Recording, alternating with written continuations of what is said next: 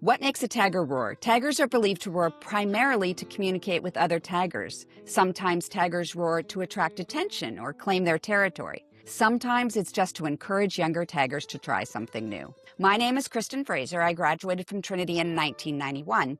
I've spent my career as a journalist interviewing newsmakers from around the world. On What Makes a Tagger Roar, I get to talk to Trinity alumni about their unique career pathways.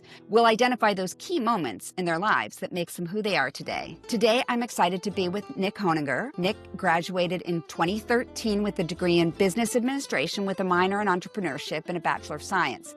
He's a self-described startup guy who was working to build up San Antonio one entrepreneur at a time. He's currently the Senior Director of Revenue at Geekdom. Hi, Nick. Welcome to What Makes a Tagger Roar. Hey, thanks so much. How are you doing? Doing good. We're just gonna start here. We're gonna go old school. Take me back to when you were a kid. What got you so hooked on technology? Why does your brain work the way it does? Yeah, I would say like most children, I blame my parents. I was super lucky. I have a mom who's delightful, who's an educator, and a dad who got his MBA super early on and got into banking. And the reason why that equates to technology is that the bank he happened to work for had a technical team that was essentially like, hey, we don't know how new technology works. You're in charge of testing this out. And at the time, new technology was like a Palm Pilot. So very different than what I would say new technology is today. But because of that, he'd always get like a BlackBerry or a Palm Trio and kind of give me the hand-me-down. So because of that, I got exposed to Microsoft DOS and like this idea of like little handheld technology super, super young. I was like 4 or 5,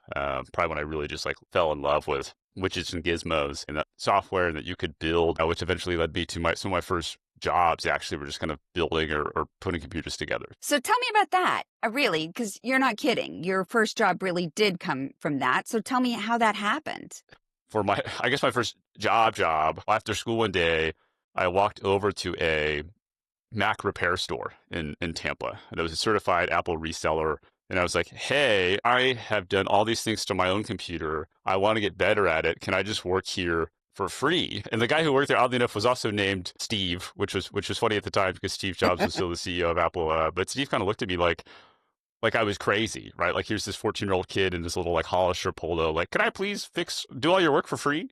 But by the end of the day, I was answering phones and did like 3 hard drive swaps for him. And he was just blown away. He was like, hey, come back. Let's make a schedule and come back. And so at 14, 15, in the early 2000s, I was like making $15 an hour. So I felt like a billionaire doing IT work. And it just taught me the power of, just, asking people like what you can do for them to add value, but also just the power of specialized knowledge, right? So for me, that was, I think, a pretty impactful moment of what shaped where I went, after that. So how did your parents react to this? You're sort of falling in love with technology. Did they understand what you were into? I'm from originally a very tiny town in Illinois. My parents grew up in an even smaller town called Fairbury, Illinois, which is like essentially like rooted in agriculture, like super typical itty bitty tiny town. I think they got their first stoplight in like 2009, right? Which I think is now gone because they're like, this is too futuristic for us. But like my dad was like just a super smart like sports business guy. So was not really exposed into the technical world. But I will say probably one of my favorite quotes, my dad has ever said to me is I had saved up like all this money I'd been making to order a bunch of computer parts. Like I was going to build a computer that I think at the was like $2,000, which is an insane amount of money for like a 15-year-old kid to spend. And at that time to like just order random stuff off the internet and trying to explain that to your parents at the time. And he's like, well, let me think about it. That's kind of the resounding theme of that conversation. So I go to my room, right, kind of like sulking, like whatever, like maybe like 20 minutes later, he comes in, kind of like knocks on my door, and he just goes, hey, I don't know what the hell you're doing, but we want to support you. So like, let's order this stuff and like figure it out. Right. And it was such a cool moment. And I think, in hindsight, I feel like it's easy to hear that and be like, well, yeah, support your kids. Right. But it's one of those, like, that was a huge, like, I could have learned a valuable lesson of you save up all summer to buy something and it doesn't work or you break it. Like, there's so many different ways that could go. But for me, it was like this really cool, like, hey, we trust you and like go on this adventure. And I think it just empowered me to say like, oh, I can take these calculated risks and know I have like a safety net. And I don't know, that's probably one of the coolest things I've learned from just as a person is like, be willing to take that risk. Cause because either way you'll have supporters, right? Through good or bad. And that was just such a cool moment for me, is to have that kind of reinforcement. So you had all this going on. You're working in your free time, but tell me about what was your passion in high school? What really sort of made you through the big activities that you worked on? Yeah, so I'd say originally I tried to go in my, maybe not my dad's footsteps, but I was a runner in high school and in middle school. And then at some point I had a weird injury. So I was like, well, what do I do now? And one of my buddies was like, hey, you should really join the debate team. And so sort of tell me in a weird way, that sort of led you to Trinity, right? Yeah, that is, believe it or not, exactly how I found it. So Trinity hired a new debate coach, Dr. Atchison, and was kind of tasked with, hey, make Trinity Debate one of the best teams in the country and just go like pick who you want on your team. So he kind of went up and just picked kids he was working with and was like, hey, I think you'd be a good fit for Trinity. And it was your only place you applied to? I'm That's gutsy. I'm very lazy. No, that's what that means. This was probably an initial shock and rift to my parents. And at the time, you could apply through the Common App. So I think my entire college search process took maybe 30 seconds. But I just knew, right? I think most of my life is like, oh, if this is the right decision, I don't need to worry about other stuff. Like I know I'll get in. I'm not worried about that. I know it's a cool place, and I know I have friends that are going, which is what school is supposed to be. So in my mind, I was done. So tell me about how you worked your way through quite a few Trinity departments as you were sort of looking for that major there at Trinity. Yeah, absolutely. So my mom got her master's in education, taught special ed for like 20 years, went on to school administration, and just I fell in love with learning, I think because of that. So I went into Trinity like, hey, I'm going to be an English teacher. How cool will that be? Or at least I'll get an English degree. So I took a bunch of English classes, and then so I ended up English. Then I took a bunch of philosophy classes. Then I was doing the MAT program because I thought I wanted to get my master's in teaching. And then I started working on some of my own company stuff. So I was like, well, I need to take computer science classes. Then I had to take business classes. My poor advisor had, which I think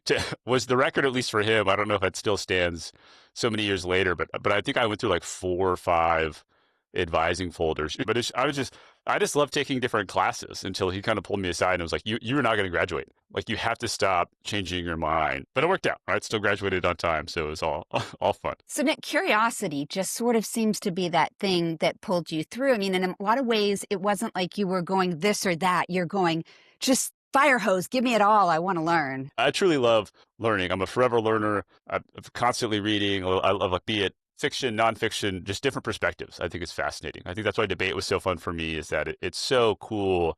And I think just as a society, super important to be able to sit down from the other side and like understand every side of an argument. So if you don't agree with something, you know why. And Trinity had a bunch of professors that kind of had that methodology too, where they would just tell you like, hey, here's how I stand on this crazy issue. Like here's why. And here's like the background. I mean, you started a business when you were at Trinity. Like you were an entrepreneur. Yeah. So I was super lucky. Shout outs to Trinity's entrepreneurship department. It has changed drastically since I went through. I was fortunate enough to go there at a time where Dr. Crystal Galanchai, who's still a huge friend of mine now, was kind of building that department herself. She's crazy, has like 2 PhDs, is such a smart person. I was so fortunate to be a student of hers.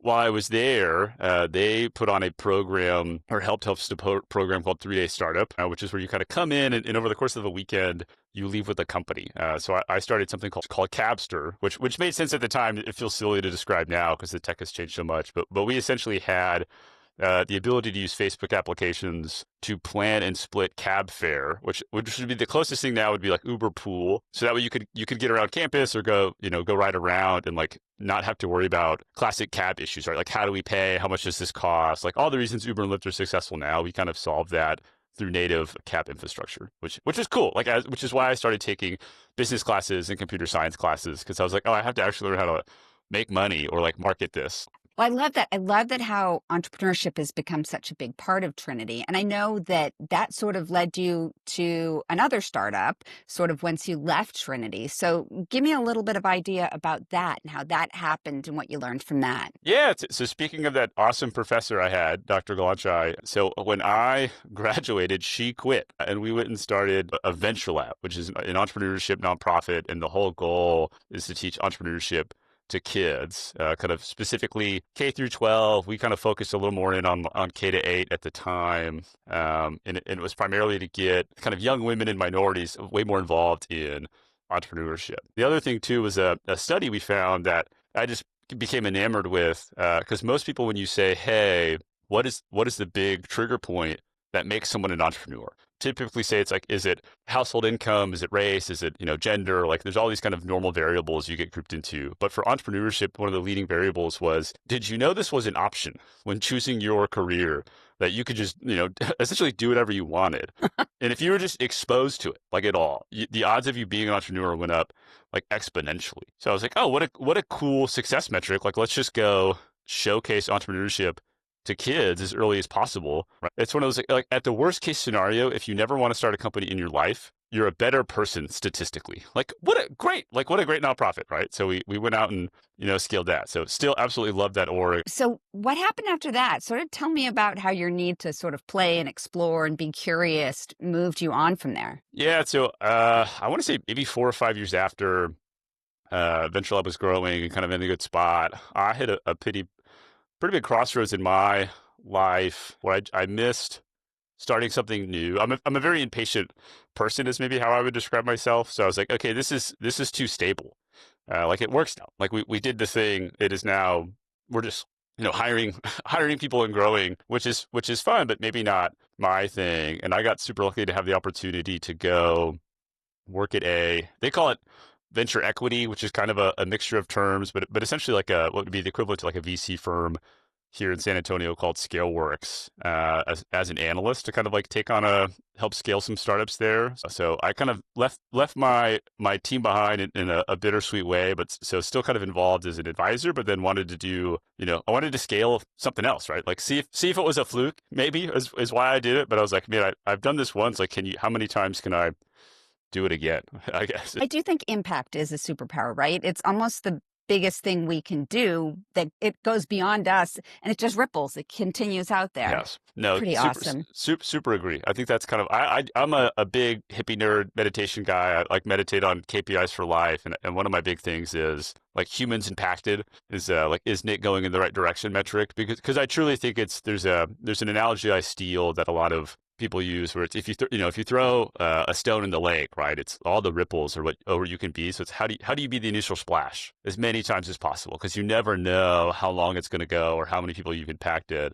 So show up every day, right? Because you never know like who you're helping and what change you'll make, right, at one point. I think that's really important, Nick. A lot of people, I always sort of think that the times people say I've made an impact weren't times that I was trying to make an impact. So like I try to be really cognizant of the fact that you don't know what somebody else needs. So if you can try to be there for them, maybe you'll just accidentally sort of fall in and give somebody what they need. And it's so valuable. And you get to do that like every day now with Geekdom, right? That's where you're at right now. Yeah, which is crazy. That is such a cool, again, super lucky, super fortunate. It's the idea that we are designed around making more entrepreneurs, making entrepreneurship more viable, right? It's already risky. It's already hard. I think that the coolest thing you can do is find a community of people just as crazy as you, is how I like to say it. Because it's tough, right? I think with all the highs in entrepreneurship, there's plenty of lows, right? You're still heading back to Trinity, so you're not out of that day-to-day entrepreneurship even there, trying to make sure that Trinity students still get this opportunity. I'm super lucky. They still deal with me, so they invite me back. I love going back to kind of volunteer some of the classes there. I typically get a chat kind of sales and marketing every once in a while to at least some of the classes. I talked to all the teams over the summer, and then I got to see them do their final pitch competition during Startup Week, which is a joint venture between Geekdom and Trinity, is a huge part of it. And then now that team has an office at Geekdom that's a floor down from mine. The ecosystem is so connected, and I think that's why San Antonio feels like such a funny town to me, because there's no other world in which you get to be so involved in the ecosystem, and then you get to see the ecosystem change, right? Like I can drive around San Antonio and be like, oh, I know who built this, or I know who invested in that. I know who's on that cap table. Like I know who cares about these issues. So if something comes up, I can connect them, because then the changes are forever at that point, right? It's true change for the city. Yeah. So you really seem to be a master of making the most of where you're at. And that can be hard for a lot of us. Do you have any advice on sort of being there in that moment instead of looking ahead at like the fork in the road? You just seem to jump in and be there? I can sound like that now because I did it before. I went through some really hard times through my career as an entrepreneur, right? It's really easy for me to go through and say, hey, these are my big wins. Like I'm on paper doing great, right? Because you see the wins. No one fills their logbook with all the losses. But I think what got me through those really, really low lows outside of my immediate friends and family, where I found solace in like meditation and journaling. And I think the reason why, just to give me zero credit, is that if you look towards a lot of the big entrepreneurs out there, you typically find there's two variables that are consistent and successful, like high stress jobs. Is one, you're typically into extreme endurance sports because your body operates at a high stress level, which I'm into. I check that box. I'm a huge runner person. And then two, you typically are so enamored in technology that you find solace in planning on like analog devices, which is pen and paper. But for me, at least meditation and be able to write stuff down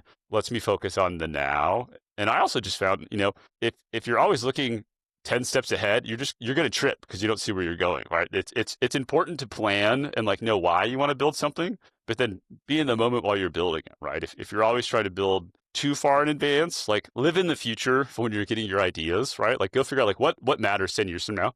That's why I'm fascinated with like generative AI. I have a lot of side projects in that, but you still have to build that for current audiences, right? If you only build it for the future, you're never actually going to launch it.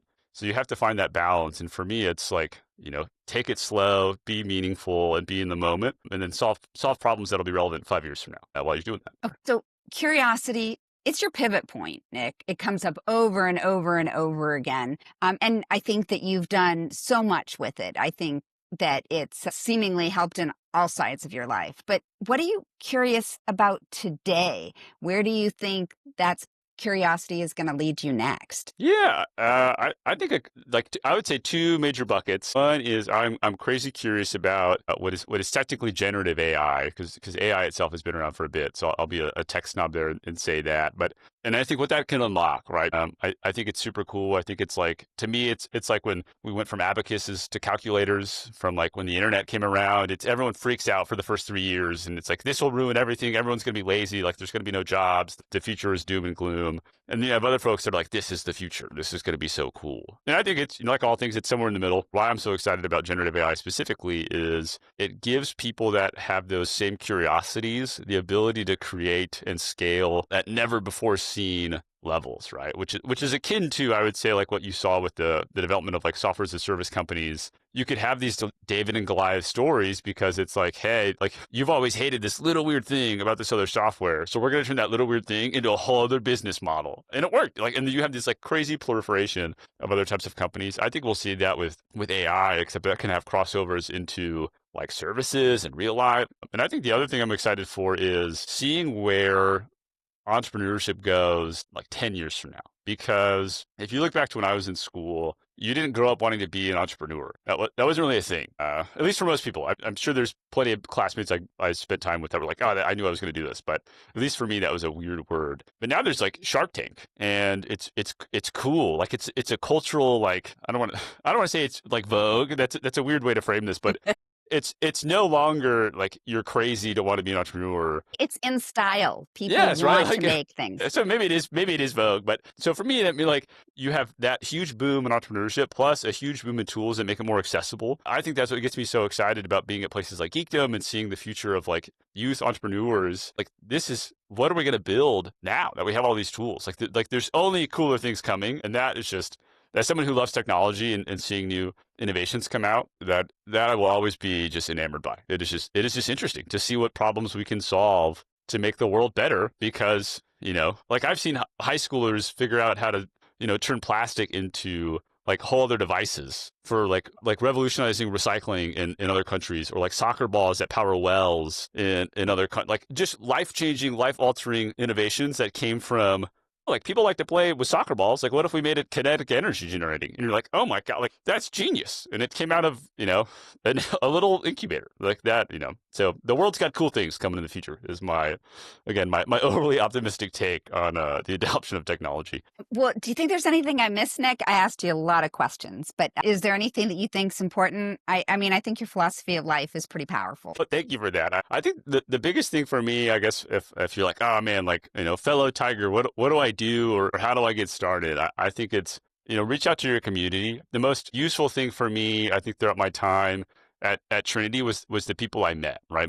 All of my impactful life choices, from my best friends now to professors I've started companies with to the woman I married, all derived from relationships I had at Trinity. And it started with just a conversation, right? So if you're like, even if it's me, if you're like, hey, ping me on LinkedIn, there are so many people that are on your team. I think not to turn this into another story, but what I used to do as a mentor is I would give out like hundreds of business cards and be like, if you need help, like take my card and just send me an email. It is crazy to me how many people took those cards, and out of probably every 100 that gets taken, like only 10 end up wanting to like actually meet in person to have a coffee and take next steps, because so many people are so afraid to start. And instead they think about like how great it would be to have all these things, to be an entrepreneur.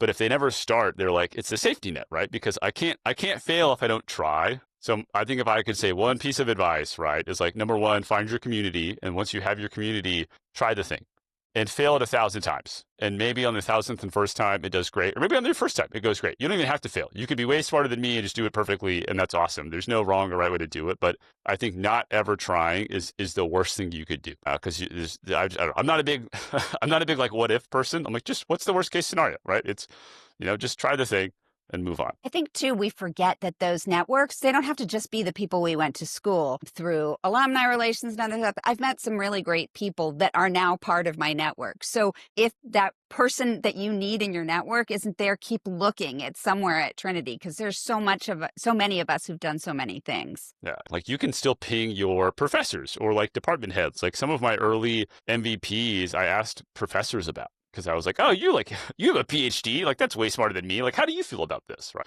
And they'll talk to you.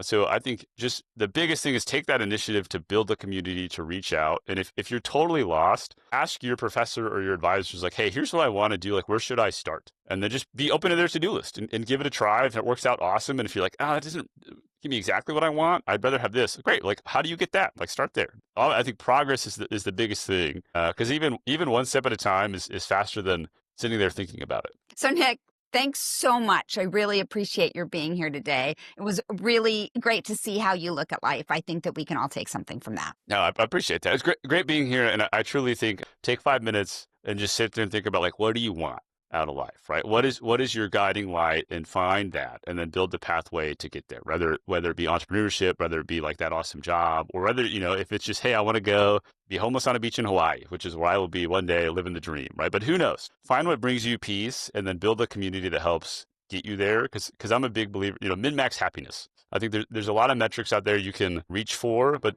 your true goal should be like what makes you happy as a person. I'm Kristen Fraser. A big thanks to today's guest, Nick Honegger. If you want to join the startup ecosystem that is geekdom, feel free to email Nick at nickh@geekdom.com. This information will also be in the notes section for this episode. It's always so great to hear about the journeys Tigers take after leaving Trinity. It's a great reminder that curiosity can lead us to places that exceed our dreams. If you are a Trinity alum, visit us at trinity.edu/alum for information and resources, and specifically check out the Alumni Career Engagement tab for professional development events and support. Special thanks to alumni Diego Flores and Corridor Creative for editing this episode, and thank you for joining me for this episode of What Makes a Tiger Roar, a production of the Trinity University Alumni Relations Office.